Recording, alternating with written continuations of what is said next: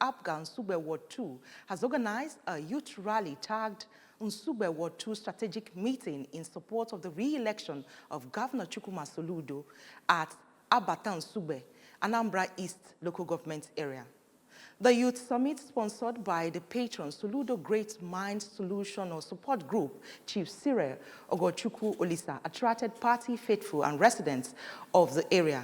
Nsugbe Youth Assembly, fan clubs, Political Great Mind Support Group and Udobuikeora Supporting Group under the chairmanship of the Deputy Mayor, Anambra East Local Government Area, Dr. Martina Nwanwube, among others. Njideka Okoye now completes the story.